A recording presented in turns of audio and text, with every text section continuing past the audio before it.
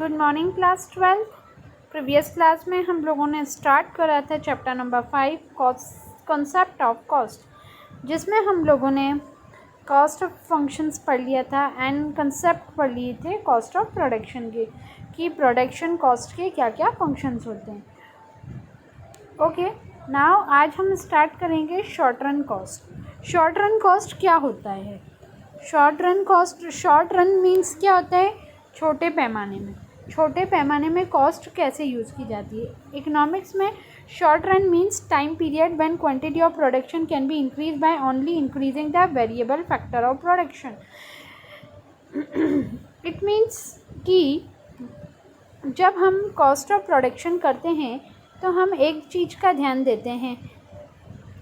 सबसे पहले कि हम ये देखते हैं कि हमारा जो वेरिएबल फैक्टर क्या है।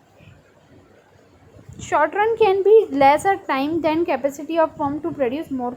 शॉर्ट रन में क्या होता है कि जो हमारी फिक्स्ड कैपिटल तो फिक्स्ड ही रहती है। जैसे कि मान लो कि मैंने एक शॉप खोली तो उस शॉप में फिक्स फैक्टर क्या होगा और वेरिएबल फैक्टर क्या होगा। वो जो शॉप होगी वो हमारी फिक्स फैक्टर होगी क्योंकि वो चेंज नहीं होगी। उसमें जो रॉ मटेरियल यूज़ करने वाले रॉ मटेरियल या लेबर जो वहाँ पे काम करते हैं वो चेंज हो सकते हैं, रॉ मटेरियल भी चेंज हो सकता है। तो जो वेरिएबल फैक्टर मीन्स जो चेंज होता है according to the situation and time. अब क्या होता है, short run is less time के लिए होता है। कैपेसिटी क्या होती है फर्म की, can not be change by changing the fix capacity और फिक्स फैक्टर। हम वेरिएबल फैक्टर तो चेंज कर सकते हैं बट फिक्स फैक्टर चेंज नहीं कर सकते। अब इन लोगों ने variable factor include raw material, semi finished goods, sources of energy etcetera, whereas machinery, factory and office building and other capital equipment are treated as fixed factor। यहाँ पे variable factor क्या बताया है? रॉ मटेरियल बताया है, semi finish goods बताया है, sources of energy बताया है। ये सब हमारे क्या है? ये सब हमारे वेरिएबल फैक्टर है। बट जो मशीनरी, फैक्ट्री, ऑफिस बिल्डिंग, ये सब हमारे कौन से हो जाएंगे? फिक्स फैक्टर हो जाएंगे। ओके, अब हम therefore we can say that short term period output is increase same of the cost। हम कह सकते हैं कि शॉर्ट टर्म में क्या होता है कि हम फैक्टर को इंक्रीज़ कर सकते हैं, वेरिएबल फैक्टर को, but fix factor remain same, मतलब फिक्स फैक्टर सेम रहेगा। Cost which remain same of the cost is fixed, whereas some other costs vary which remain fixed are fixed cost and associated fixed cost factor of production। The costs fixed are fixed that are variable cost and associated। मतलब जो चीज़ change हो रही है वो होगा variable factor और जो चीज़ change नहीं हो रही है वो हो जाएगा फिक्स फैक्टर।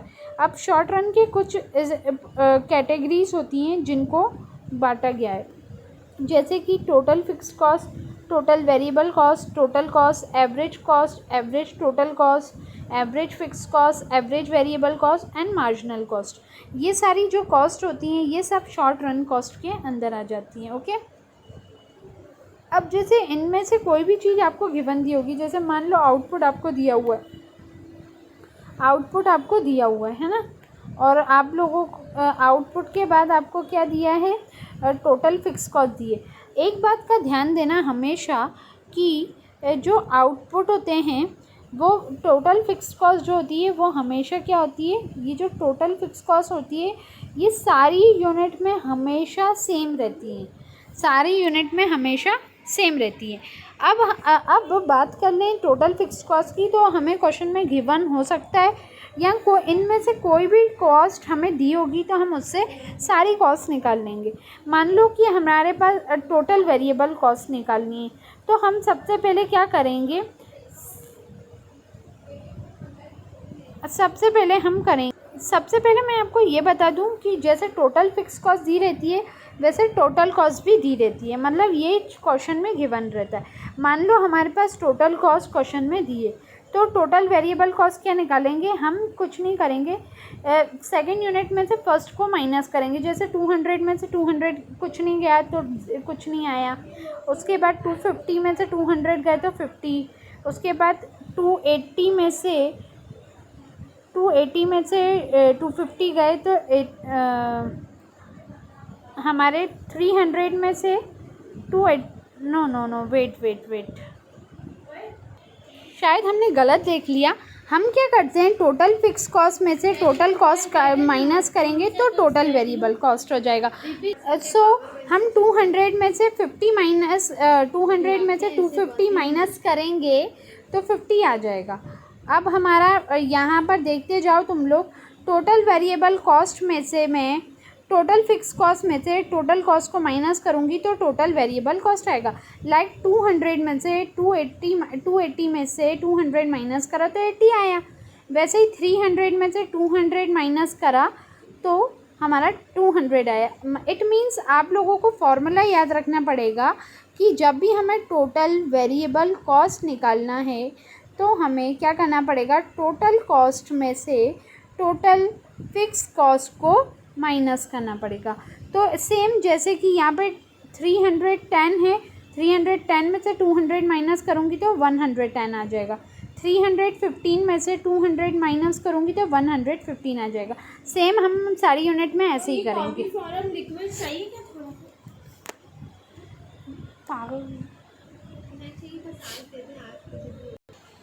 अब हम एवरेज फिक्स कॉस्ट निकालेंगे। एवरेज फिक्स कॉस्ट में हमें हमेशा ध्यान देना है कि यूनिट का डिवाइड करेंगे। जैसे 200 में से 1 का डिवाइड करा तो 200 ही आया। 100 में 2 का मतलब कि 200 में 2 का डिवाइड करेंगे तो आ जाएगा 100। फिर 200 में 3 का मतलब टोटल फिक्स कॉस्ट में से ही निकालते हैं। मैं आप लोगों को समझा देती हूँ क्या होता है एक्चुअल में। जैसे आपने लिखा कि 200 में से आप 0 का डिवाइड करोगी तो कुछ नहीं आएगा। फिर नेक्स्ट में 200 का डिवाइड करोगी 1 से तो 200 आएगा। फिर 200 का 2 से डिवाइड करेंगे तो 100 आएगा। फिर 200 का 3 से डिवाइड करोगे तो 66.6 आएगा। फिर 200 का 4 से डिवाइड करोगे तो 50 आएगा। 200 का 5 से डिवाइड करोगे तो हमारा 40 आ जाएगा। ऐसे कर करके आप लोगों को जब टोटल फिक्स कॉस्ट में आप डिवाइड कर देते हो किसी भी यूनिट का तो आपका एवरेज वेरिएबल कॉस्ट आ जाता है। एवरेज वेरिएबल कॉस्ट कैसे आता है? It's simple, total fix cost divided by unit. Total fix cost divided by unit. Total fixed cost divided by unit, जिसको क्वांटिटी भी बोलते हैं। इससे एवरेज और टोटल कॉस्ट कैसे आया? टोटल फिक्स कॉस्ट में टोटल वेरिएबल कॉस्ट कैसे आया था हमारा? टोटल कॉस्ट में से टोटल फिक्स कॉस्ट को माइनस कर दिया था। ठीक है, ये हमने टोटल वेरिएबल कॉस्ट निकालना सीखा और एवरेज फिक्स कॉस्ट निकालना सीखा। एवरेज फिक्स कॉस्ट याद रखना फिक्स कॉस्ट से निकलेगा। अब देखो चेंजेस क्या आ रहा है, यहाँ पे फिक्स्ड लिखा है बीच में, यहाँ पे वेरिएबल लिखा है, तो कुछ नहीं, वेरिएबल कॉस्ट से यूनिट का डिवाइड करना। अब जैसे आपको एवरेज वेरिएबल कॉस्ट निकालना है तो आप क्या करोगे, टोटल वेरिएबल कॉस्ट को यूनिट से डिवाइड कर दोगे। टोटल वेरिएबल कॉस्ट का है हमारी ये 50 divided 1 50, 80 divided 2 40, 100 divided 3 33.3, 110 divided by 4 27.5। तो इट मीन्स हमें क्लियर है कि एवरेज वेरिएबल कॉस्ट कैसे निकालना है। एवरेज वेरिएबल कॉस्ट निकलता है टोटल वेरिएबल कॉस्ट और डिवाइडेड बाय यूनिट। ओके, अब एवरेज कॉस्ट कैसे निकलता है? एवरेज कॉस्ट भी अब देखो ये फिक्स्ड था तो फिक्स से निकला, ये वेरिएबल था तो वेरिएबल से निकला। अब ये एवरेज कॉस्ट है तो टोटल कॉस्ट से निकलेगा। एवरेज कॉस्ट है तो हमेशा टोटल, हमें एवरेज कॉस्ट निकालना है तो हमें टोटल कॉस्ट का यूज़ करना पड़ेगा। ओके, तो वापस से 200 का डिवाइड 0 से करेंगे तो कुछ नहीं आएगा, क्योंकि किसी भी नंबर का डिवाइड 0 से होगा तो वो कुछ नहीं देगा। अब 250 का डिवाइड 1 से करेंगे तो 250 आएगा। 280 का डिवाइड 2 से करेंगे तो 140 आएगा। मतलब इट मीन्स आप समझ गए कि हम एवरेज कॉस्ट टोटल कॉस्ट में से एवरेज कॉस्ट कैसे निकाल रहे हैं हम, total cost divided by unit. ठीक है, तो इससे एवरेज कॉस्ट निकल रहा है। अब लास्ट है मार्जिनल कॉस्ट। मार्जिनल कॉस्ट कैसे निकालेंगे? मार्जिनल कॉस्ट ऐसे निकालते हैं हम, मार्जिनल मतलब एक्स्ट्रा। मार्जिनल किससे निकलता है हमारा? वेट, देखो मार्जिनल कॉस्ट हमेशा टोटल कॉस्ट से निकलता है। जैसे हम जब टोटल कॉस्ट को मतलब सेकेंड यूनिट को फर्स्ट यूनिट से माइनस करेंगे, जैसे 280 में से 50 गए तो 30 बचा, 300 में से 280 गए तो 20 बचा, 310 में से 300 गए तो 10 आ गए, 315 में से 10 गए तो 5 आ गए, 325 में से 15 गए तो 10 आ गए, 340 में से 25 गए तो 15 आ गए। अब देखो यहाँ पर इनने एक गड़बड़ करी है, 250 में से 200 जाएगा तो यहाँ पे 50 आना चाहिए और यहाँ पे मिस प्रिंट है, 50 लिखा नहीं है। तो आप लोग लिख लेना, कुछ नहीं है, सेकंड यूनिट में से फर्स्ट यूनिट को माइनस करना पड़ता है एवरेज टोटल कॉस्ट में। अगर हम सेकंड यूनिट में से फर्स्ट यूनिट माइनस करेंगे तो हमारा मार्जिनल कॉस्ट आ जाएगा। ओके, नाउ लेट्स नेक्स्ट हम नेक्स्ट देखते हैं क्या है। पहले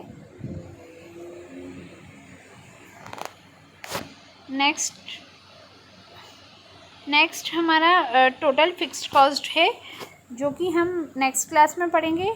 तब तक के लिए आप लोग इस शेड्यूल को अच्छे से ध्यान से करें और निकालें कि कैसे निकलता है। जैसे मैंने वीडियो में समझाया है आप करते चलेंगे तो आपको आ जाएगा। Thank you class.